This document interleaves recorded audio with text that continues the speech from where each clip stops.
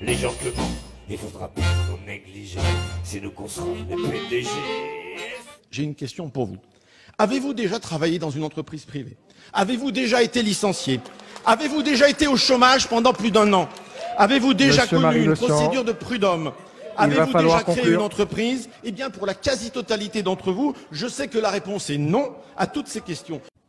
Non, écoutez, je voudrais réagir à l'interpellation tout à l'heure de notre camarade de En Marche, puisqu'il nous demande qu'est-ce que vous avez fait auparavant dans votre vie. On va le dire, pour ma part en tout cas, moi je suis quasiment un petit patron, puisque j'ai fondé sous forme associative, mais un journal il y a maintenant 18 ans, donc je sais ce que ça signifie payer des cotisations, je sais ce que ça signifie rencontrer les administrations, il y a désormais 5 salariés, et ainsi de suite. J'ai pas eu à affronter le tribunal des prud'hommes, je m'en félicite. Je ne sais pas si ça m'arrivera un jour, hein, nul n'est à l'abri de ça.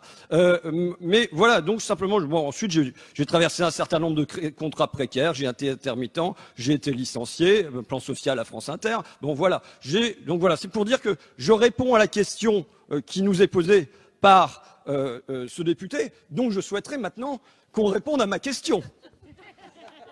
Ah bah oui, ma question, je la répète, puisque j'ai toujours pas de réponse sur l'énigme que j'ai posée tout à l'heure, à savoir 870 suppressions de postes en CDI aujourd'hui chez Auchan, plus 14% de bénéfices dans l'année, plus 75% de dividendes. Monsieur Gérard Mullier qui a une fortune à hauteur de 26 milliards d'euros que la famille place largement en Belgique. D'ailleurs, il y a une perquisition au domicile familial. J'approfondis le dossier au fur et à mesure. Perquisition au domicile familial pour soupçon de blanchiment. Bon, à nouveau, qu'est-ce que vous allez faire dans cette assemblée pour vous interposer avec toute la virulence qui est la vôtre, l'enthousiasme qu'on sent ici, parfois on s'adresse à des bancs rouges aussi, mais pour vous interposer entre l'agresseur économique et l'agressé, et qu'est-ce que vous prévoyez pour que ce type de situation ne se reproduise plus à l'avenir? Je vous remercie, j'attends votre réponse.